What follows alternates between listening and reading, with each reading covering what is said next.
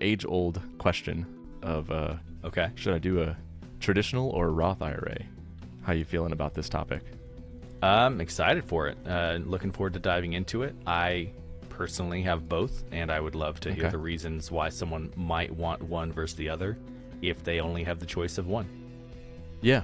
Today we're going to be talking about traditional versus Roth retirement accounts. So you might hear IRA, 401k, things like that.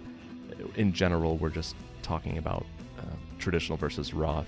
And really the question we're trying to help our listeners. Just to clarify that, by traditional versus Roth, to boil it down to the simplest terms, you essentially mean pre-tax versus after-tax, right? Yes, although I think it's more complex than that. But yes, that's correct. Yeah, and we're hoping that today's episode is going to help you make a more informed decision on which one's right for you, right? And so before we dive in, I want to go into a couple quick disclaimers.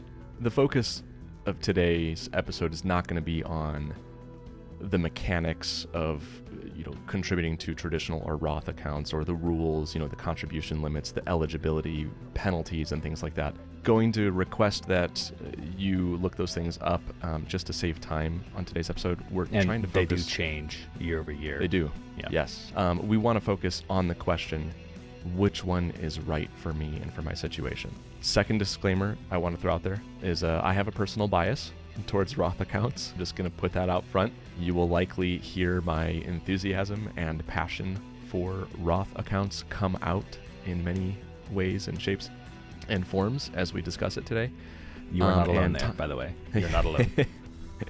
So, but that ties into the third disclaimer, which is nothing we say today should be taken as specific advice to go one way or the other. We want to help you make an informed decision, but that decision is going to ultimately come down to your personal situation, your preferences, things like that, your goals. So each one can be good for the right type of person. I said we dive in. The first thing I want to start with is, what is the difference between traditional retirement account contributions and Roth retirement account contributions? And Danny, you hinted at that, the pre-tax and after-tax, right? So I'm going to quickly give just a high-level summary of the two. So for traditional contributions, and by traditional, I am referring to tax deductible. There is such a thing as a non-deductible traditional contribution that is outside the scope of today's conversation. So traditional deductible contributions to IRAs, 401ks, things like that. You get a tax deduction in the year you make the contribution. So here's a quick example. Let's say you make, I'm using simple numbers here with no regard given to contribution limits or income limits or anything like that. So just take that with a grain of salt. I'm just using easy numbers for easy math. Let's say you make $100,000 in income and you contribute $5,000 to a tax deductible traditional IRA. What that means is you can deduct that $5,000 contribution from your taxable income. So rather than paying taxes on $100,000 of income, you now only pay taxes on $95,000 of income. And this sometimes can be confusing for people, right? That doesn't mean you're saving $5,000. It means you're saving the tax.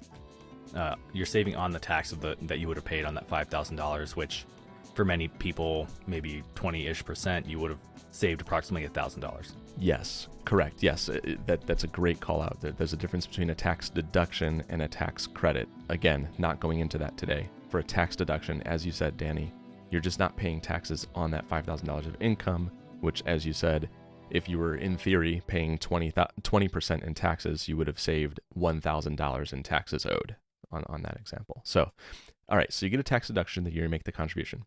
It grows tax-free, right? Potentially for decades, right? Until you take withdrawals in retirement. However, when you do take withdrawals in retirement, it is fully taxable as ordinary income. And not only that, but you can't take withdrawals until after the age of 59 and a half, or else you're going to be subject to a 10% penalty in addition to the taxes you'll already owe on those withdrawals. It's at your highest nominal tax bracket, correct? It's it's whatever tax bracket you happen to be in at that point in time. When more dollars come out of that account and are taxable, they're just taxed at whatever bracket you're in. It's like filling up buckets, if you will. If you happen to be in the 12% bracket currently, every dollar you take out of that IRA is going to be taxed at that 12% rate. Any withdrawals before age 59 and a half, subject to a penalty unless you have an exclusion that applies. Again, not going into that. And once you hit a certain age, for most people, it's going to be age 73 or 75, depending on when you were born. You have to start taking required minimum distributions. So what that means is when you hit a certain age and you have assets in a traditional IRA or a traditional 401k, the IRS is saying, hey, you've not paid taxes on those assets for so many years. It's time you start taking withdrawals from that. We want our money. Yes, exactly. They're going to force you to take withdrawals from it once you hit a certain age. In practicality, though, people will likely have already started taking withdrawals from those accounts when they're retired anyway, because they probably need them for income expenses, for living expenses. And then any assets you have left over in your traditional IRA or 401k, if you die and there's still an account balance, that's going to go to your heirs, and it's also going to be fully taxable to your heirs as ordinary income when they make withdrawals. How does this differ from a Roth IRA or a Roth 401k? The biggest difference, again, as you hinted at, Danny, is that when you make a contribution to a Roth account, you are using after-tax dollars. You do not get a tax deduction on it. If you think about it, that's not really so different from many other areas in our personal finances, right? If you get your paycheck and you put some money in your savings account at your bank, those are also after-tax dollars, right? You don't get a tax deduction on that either. So for a lot of people, it's functionally very similar to other areas where we save. So yeah, it's essentially business as usual for, any of your free cash flow. Right. If it's going to a Roth savings account being used to buy something. Right. Much like a traditional retirement account, it does grow tax-free, right? Potentially for decades until you take withdrawals during retirement. But here's the big difference. Unlike a traditional IRA or a traditional 401k, qualified withdrawals from a Roth IRA when you're retired are 100% tax-free. That is the benefit you get for choosing to just pay the taxes up front when you made the contribution, not getting a tax deduction. That is what makes a Roth account so attractive, is when you withdraw from it, you are paying zero taxes if they're qualified, like you said, paying zero Correct. taxes on those withdrawals. And that's one of the reasons why the limit on how much you can put into a Roth is so much lower than what you can put into a traditional 401k, because the government doesn't want people moving too much money into there, right? They're actually the same. So the limits to a Roth IRA and a traditional IRA are exactly the same, and you can choose how you see fit to contribute. You can't max out the limit in one and the limit in the other. It's in aggregate, right? And same with 401ks. Okay. The limits on a traditional 401k and a Roth 401k are the same. So there's not necessarily, it's not that the Roth is harder to get into than a traditional. They share the same limits. The question really comes down to. So I'll admit I'm getting a little confused here, because I thought that the limit on a Roth was, let's say, $6,500 for the calendar year. And then a traditional 401k was somewhere in the 20,000 range. Yeah, I think it's 22,500. So how would those be the same given that dollar amount? Well, there's a Roth 401k, which also has a $22,500 limit, just like the Roth, just like the traditional 401k, right? Okay. So you have IRAs and 401ks. You can do Roth or traditional for both the IRAs and for the 401ks, assuming that your employer provides a plan that allows you to make Roth contributions. Yep. So there's no difference in limits. They're the same for Roth or traditional. But the question really comes down to which one's better for my tax situation, right? So for the Roth, it grows tax-free and it comes out tax-free with qualified withdrawals. And unlike the traditional IRA, there are no required minimum distributions during your lifetime. So once you hit that age of 73 or 75, the IRS isn't going to come knocking at your door saying, hey, we need you to take withdrawals from your Roth IRA. If you think about it, functionally, it doesn't matter because it's tax-free at that point anyway. Because you had already paid taxes on the initial contributions. Correct. And it also goes tax-free to your heirs, unlike traditional IRA assets or traditional 401k assets. When you die, if there is a balance in your Roth IRA and your heirs receive it, they're free to do what they like with that money. They will have to take some distributions from it. There are RMDs on inherited Roth IRAs, but again, it doesn't really matter. They're tax-free. When your heirs take withdrawals from it, they're not going to be taxed on the income, whereas they will be taxed on withdrawals from inherited traditional IRAs, for example. So let's get into a hypothetical example of two accounts, like person one, person two. I think this will help our listeners really visualize the impact between one or the other. So imagine person one is contributing $10,000 a year into a traditional IRA and 401k for 30 years, and it grows at 8% annualized compound rate of return. I chose these numbers arbitrarily. There's no guarantee that somebody's going to get 8%. But if you think about it, 30 years of contributing $10,000 a year, that's $300,000 in contributions over the 30 years. But at the end of the 30 years, it will have grown, if you assume an 8% rate of return, to roughly 1.2 million, right? Yeah, that's amazing. It's always astounding, right? 4x'd over that timeline. Yeah, it just further emphasizes how powerful compounding growth can be given enough time. And a quick note, right? I said 10,000 a year. 10,000 is an easy number. In reality, you would have to do a split between a traditional IRA and a traditional 401k, because you can't put 10,000 a year into a traditional IRA. That's above the limit, right? So you'd have to do a mixture. But that person who did this 10,000 a year in these traditional accounts received a quote unquote deduction for each year they did that. So in theory, they deducted $300,000 worth of contributions over 30 years, 10,000 a year, if you will. But I want to spend a moment on that term deduction, right? This is where I get a little bit hung up and I push back a little bit. I think the word deduction in this context is slightly misleading, and there's a little bit of a caveat that needs to be explored, right? Okay, how so? We talked about a deduction you get for contributing to a traditional IRA or a traditional 401k is not the same kind of deduction you get for donating to charity or deducting mortgage interest, for example, if you're eligible to do so. Because in this sense, yes, you don't have to pay taxes on that money you contributed, but you're still going to owe taxes on that money in the future. True. The IRS doesn't come back saying, hey, remember that deduction you took for that mortgage interest you paid and for the donation you made to charity? We're going to have to You're going to have to repay that later. It's like a a little phantom loan. Exactly. Whereas in the case of this, it kind of is a phantom loan, right? Like you are going to owe those taxes whether you pay them today or in the future. So that makes sense. That's fair. Yeah. Did you get a quote unquote deduction? I mean, yes, insofar as you don't have to pay for the taxes this year, but you're going to owe the taxes at some point, either when you withdraw it or when your heirs inherit it, right? So that one, yes, you got a quote unquote deduction on that $300,000 we just gave for person one, but now they're going to owe taxes on that full $1.2 million when it's withdrawn, right? So now your tax debt, if you will, is tied to a $1.2 million asset value as opposed to the $300,000 you could have just been paying all along, right? So that's something to be mindful of. Now with a Roth IRA, person number two, same situation, 30 years, $10,000 a year, growing at a hypothetical 8%, $1.2 million after 30 years. Yep. Ending with the same amount because it's growing tax-free in either account. Yep, exactly. They contributed $300,000 to the Roth accounts, just like the person one did to the traditional. Yes, they didn't receive any quote unquote deductions for making those contributions, but again, not so different than many other things we do, like putting money in a savings account. However, they now have an asset of hypothetical $1.2 million that is 100% tax-free. They could withdraw all of it in a lump sum in retirement if they wanted to, if it was a qualified withdrawal.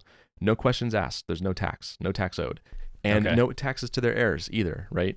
So even if they die and there's something left over, their heirs aren't going to pay taxes on the Roth account either. I think those two examples really highlight just how profound the difference between the two can be. You might look at that and say like, well, no wonder, like everybody should be doing Roth. Well, it's not that simple, right? The typical advice or rule of thumb up until this point has been like, if your taxes are higher now and you're expecting them to be lower in the future, you're probably better off doing traditional deductible contributions because you're getting a deduction that's at this higher bracket right now, and you have to pay taxes on it at a lower bracket in the future when you take it out, right?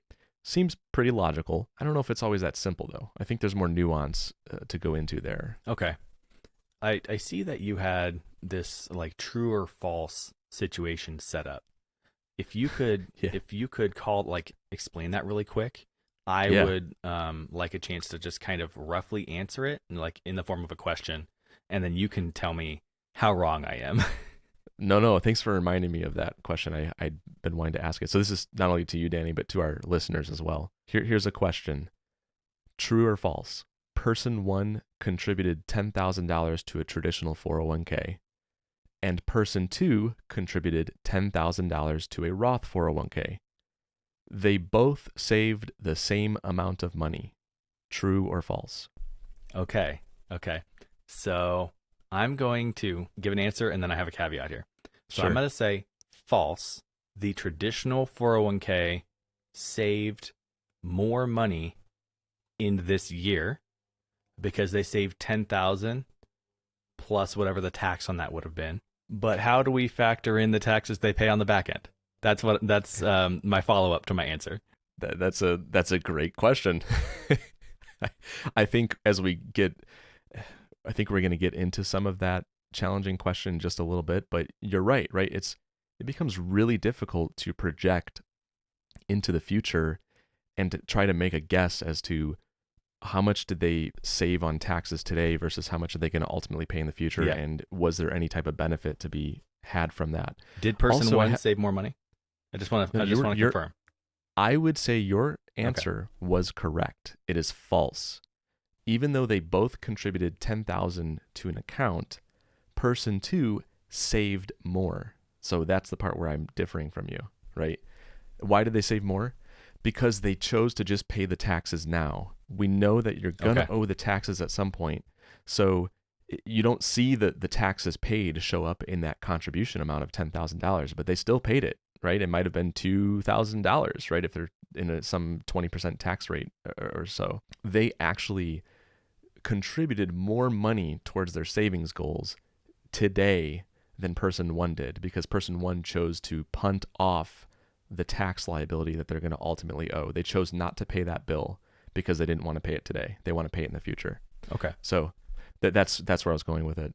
Now, obviously, the point of this question is it could be debatable, right? People could feel differently about it. It's a thought experiment. One thing I will say, though, that's kind of interesting about it, if somebody is the kind of person who struggles to save, or if they are always tempted to perhaps spend rather than save, if there's ever somebody out there who needs an additional forced savings habit, Roth is one way to slightly force more savings, right? Because you are prudently deciding to pay the taxes now rather than punting off that liability into the future. So just another little aside. That's fair. Yeah.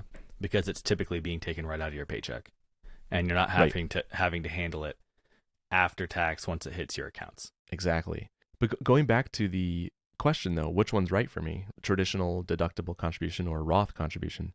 You could look at some of the old traditional advice, right? The rule of thumb. If your taxes are higher now and you're expecting them to be lower in the future, you could steer towards traditional. If your taxes are lower now and you're expected to be in a higher bracket or in the same bracket in the future, you could steer towards Roth. Some people will say if you're younger, the younger you are, the better Roth is. The older you are, the better perhaps traditional is. These are okay starting points for making this decision, but they're not perfect, right? There are a couple of assumptions being made in these rule of thumb that aren't considering other aspects. Yeah, and that requires, I would say you had referred to this as an arbitrage play. Yeah. And I think it kind of requires that people really be connected with both their current tax rate and be able to accurately estimate their future tax rate. And that's without knowing what the government is going to do to tax rates. So is there any way to kind of simplify it and boil it down for the average person? Gosh, I know. I don't have a way to simplify it. I have some things that we can share with our listeners to think about that might help make a more informed decision. But I want to reiterate your point you just made, because it is so true and very profound. It is very difficult to know precisely what your tax brackets you're paying today are versus what they're going to be precisely in the future, and knowing that choosing to get a deduction today has truly been an arbitrage play where you really did avoid paying taxes at a certain rate today only to then pay a lower tax bracket later. It's difficult to estimate that, and for many reasons. Like, think about when you retire, right? For you and me, Danny, I mean, gosh, we have to think about our future selves, what, 30 plus years from now for some of these questions, right? I have no idea what tax law is going to be at that time, right? I can tell you one thing. Right now, we are in the Tax Cuts and Jobs Act tax brackets, which are in effect until the end of 2025. Starting January 1st, 2026, we are reverting back to the prior tax law from 2017, which are higher brackets.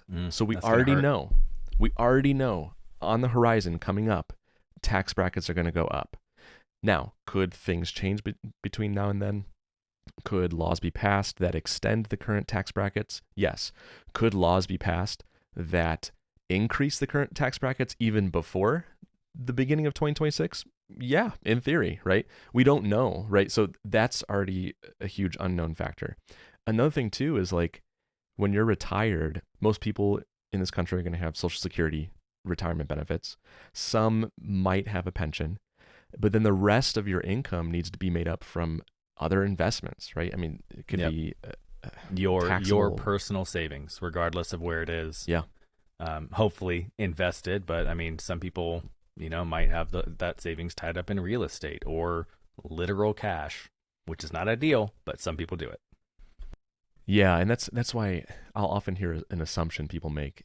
You'll hear it sometimes online or people talking about it. A rule of thumb a lot of people like to spout out is you're going to be in a lower tax bracket when you retire. Like, they just state it as if it's a matter of fact, right? And it's not so cut and dry. It's not so simple as that. If you are saving diligently for many, many decades and investing for decades, you may have a very large pool of assets by the time you retire. True. And if those assets are in a taxable brokerage account, they're going to be paying out dividends, maybe capital gains, maybe interest. That's all going to be pumping up your taxes. If it's all in a traditional IRA or traditional 401k, it's going to be fully taxable as you take withdrawals, which you'll need to do for living expenses. Not to mention, when you hit 73 or 75 and required minimum distributions begin, those are going to be forced withdrawals, which are also taxable. The point is, you start adding all these things up, it begs the question, are you truly going to be in a lower bracket when you're in retirement? It's not so simple to answer. Yeah. So you have to think ahead. If you've been very aggressive and diligent with your saving and investing for the future, there's a decent chance that you will be in a higher tax bracket, because once you hit a certain level, that compounding growth truly kicks in. That's why so many people that have hit major milestones say the first 100,000 invested is the hardest, right? Maybe the first 100K takes you 10 years to amass, and then the next 100K takes you 7 years, right? And the 100K after that takes you 5 years. That compounding growth truly kicks into effect once you hit certain amounts of capital. Yeah. And to your point, right? There could be somebody who makes a modest level of income, but they're so diligent at saving and investing that by the time they retire, they have this nest egg that is 7 figures. And the growth of that alone, maybe in dividends or interest or whatever, capital gains or taking withdrawals, the growth of the assets alone could be potentially larger than what their individual income was in any given year, right? Like, so who's to say that you're going to truly be in a lower tax bracket when you retire? I can't answer that question. I think what we're trying to tell our listeners today is, don't just make that assumption. You have to really think about this carefully. You may or may not be in a higher or lower tax bracket when you retire, but you have to think about all the different moving parts that factor into that equation. And I want to jump into one in particular, Danny, that I think is the most underappreciated aspect of deciding between Roth or traditional. And that is the increased tax flexibility you get from Roth. I think that aspect is often not being properly considered. I think so too. in the decision-making process. So yeah, it's something that I have barely taken into account, and I really like Roth accounts and Roth setups, and this is something that is so vital for us to dive into. I'm going to try to touch on a topic. I'm going to keep it really high level for all of our listeners. Perhaps we explore it more detailed in the future, but for today's discussion, I'm going to keep it pretty simple. So there's something called adjusted gross income and modified adjusted gross income. It's basically like this number that is used to determine whether you qualify for certain tax credits, certain tax deductions, whether your Social Security benefits are being taxed during retirement, and to what extent. It's used to determine how much you pay in Medicare premiums. So when you turn age 65, most people go on Medicare, and that's your health insurance, and there's a monthly cost to that. If your income is too high, that cost goes up. It scales with your income, right? Drastically. I mean, we're talking multiples of increase, correct? Yes. Yeah. So give you an example, right? So virtually any source of taxable income is going to increase your adjusted gross income, and in many cases, your modified adjusted gross income, right? So I'm not going to keep calling it's AGI, MAGI. For the purposes of this discussion, I'm just going to refer to it as income, just to keep it simple. So if your income is too high, you can be phased out of credits, tax credits, and deductions. And there are a lot of different tax credits and deductions. If your income's too high, your Social Security benefits could start to increase in tax, right? So at a certain income level, if your income is low enough, the Social Security benefits you receive during retirement are taxed at a 0% rate. They just aren't taxed. But then there's this threshold that is very easy to pass, right? It doesn't take much at all. And you get, it's a certain calculation, you go above this threshold, and next thing you know, up to 50% of your Social Security benefits could be taxable. Not a 50% tax rate, up to 50% of the benefits could be included as taxable income. Yeah, right? 50% of your Social Security income is eligible for taxation at that point. Correct. And then if you go past the second threshold, it's up to 85%. And that is the max, right? Only up to 85% of your Social Security benefits can be included as taxable income. But still, for some people, if they have an income sensitivity, they may pay zero or some low percentage of taxes on their Social Security benefits, but then they have a boost in income. Maybe they take an IRA withdrawal, maybe they sell some assets in their account, and next thing they know, 85% of their benefits are being taxed. And it's difficult to account for that over the years, right? It's hard to plan for that. Same with Medicare premiums, right? I think the standard monthly, today in 2023, I think the default monthly premium for Medicare Part B is like $164. But then once your income gets too high, there's another bracket you go into where it jumps from 164 to 230 something, and then it jumps from 230 to 329, and then from 329 to 428. You'd have to have a pretty high income to get into those upper tiers. Yeah. But the point is, all of these things compound, not to mention any taxable income you are receiving during your life or in retirement is also running the risk of just rising you up into higher tax brackets to begin with, right? Roth does not affect any of that I just talked about. That's pretty amazing. If you take you could withdraw $1 million from your Roth IRA, assuming you had that much and assuming it was a qualified withdrawal, meaning you're beyond the age of 59 and a half. You could withdraw $1 million, and it's going to have zero effect on your AGI or your MAGI. It's not going to phase you out of tax credits or deductions. It's not going to have any impact on the taxation of your Social Security benefits. It's not going to have any impact on whether your Medicare premiums are going to be increased, because it's tax-free income, right? And so this is worth considering when you think about your future self. Like, Danny, you already said it's really difficult to predict what your future tax bracket's going to be. Now imagine trying to predict future tax credits and deductions and Social Security taxes and Medicare premiums. Yeah, right? that would be really, really difficult. Imagine if you want to pull a little bit extra from a traditional account because you want to take a vacation with your family, right? Yeah. And you're like, oh, well, I was going to take this vacation, but doing so is going to kick me up. So 50% of my Social Security can be taxed.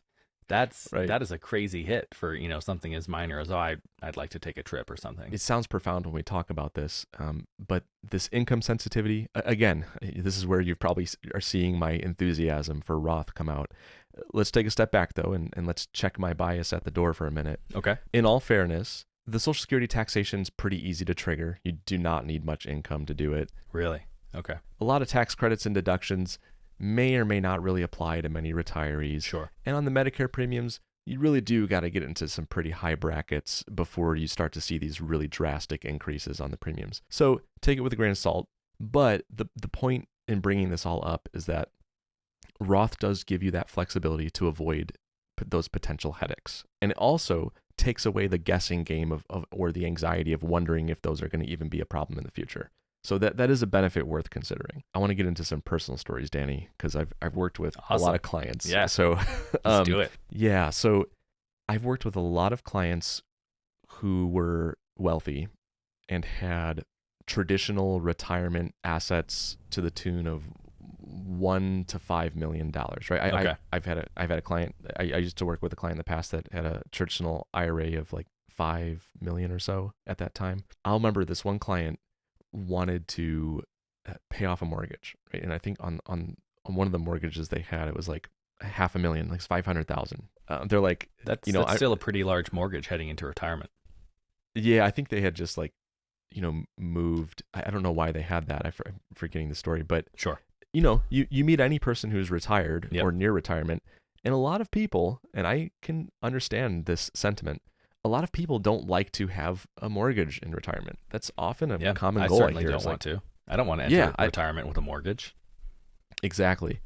And they wanted to pay this off, and it was like 500,000 remaining on this one mortgage. And they had multiple homes. I think that's why I'm starting to remember. I remember I was running the numbers. I was doing a quick tax calculation, based on what they're currently spending and what they need to withdraw already from their IRA to meet their living needs, then pulling an additional 500,000.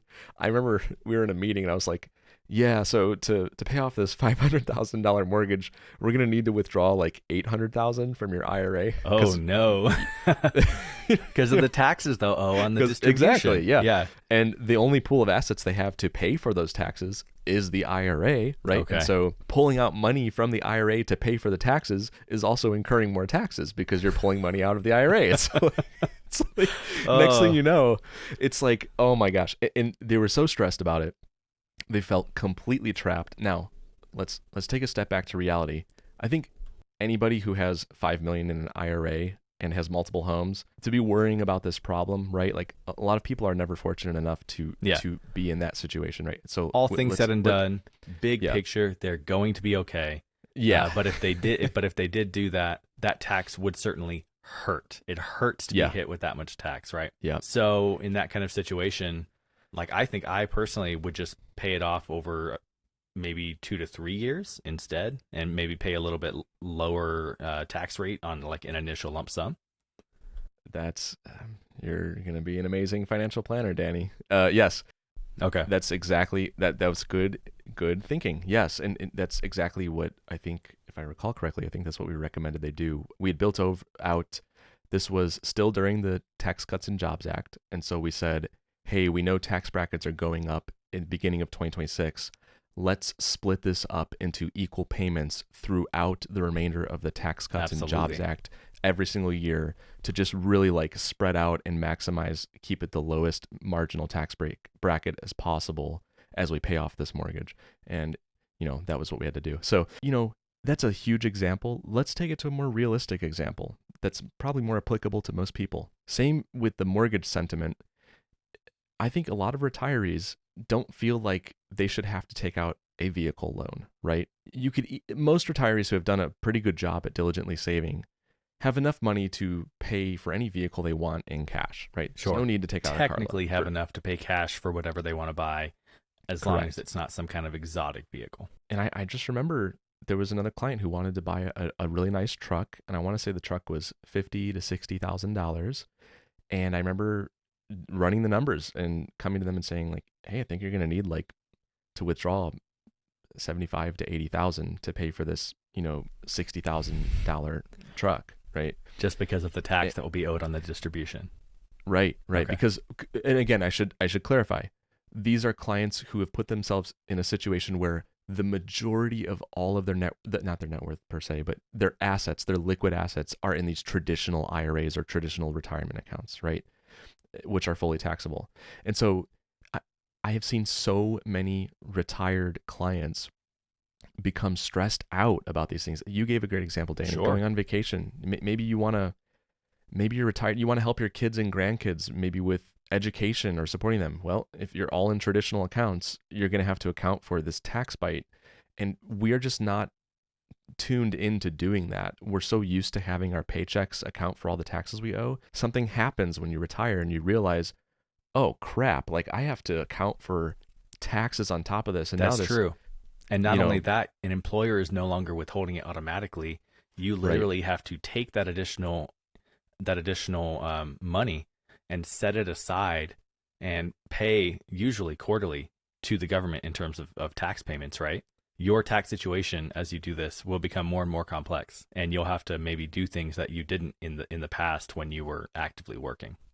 Yeah, this becomes a point of stress for a lot of people when they're in retirement. I always joke, I've never met a client who came to me in a meeting and said, gosh, I loved all those deductions I took every single year over the past 30 years for every traditional IRA or that's traditional the thing, 401k. right? With those deductions, you, for the most part, literally aren't noticing them, right?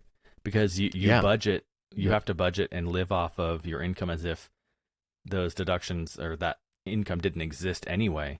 And so it's kind of out of sight, out of mind in a way. And it doesn't hit you in the face until you retire and you're like, oh crap, I have to pay taxes on this. Yeah, I always get even specific. I was like, it's like, yeah, gosh, I remember that tax deductible contribution I made back in 1997. Oh, it's so awesome. I feel the benefits of it today. Like that's not happening, right? I've never met anybody who's thinking back on those little deductions they got over the years. That's really interesting. Before we kind of close out and finish up all of the kind of the key takeaways from this, I thought maybe I would just touch on what my wife and I are doing. Sure. In many ways, that ordinary taxable deduction from the 401k alarms me, right? When I think about retirement and the way it's going to affect my retirement and taxation. So my wife and I only contribute enough to get the employer match from our company. So we each have a 401k, and then we contribute up to the maximum match, and then we max out the Roth accounts, and then everything else is going into a taxable brokerage at this point. Probably not the most tax advantaged overall, but it's how I've set it up, and I would love to kind of get your thoughts on that. I'm so glad you brought that up. I could see the benefit of somebody only doing the amount to get up to the employer match, because an employer match is free money, right? Up until recently, you could generally only get a employer match through traditional 401. Well, I'm sorry. You could contribute to a traditional 401k or a Roth 401k and still get an employer match, but the employer match would be paid out as a pre-tax contribution. So it would go to your traditional, it wouldn't be Roth.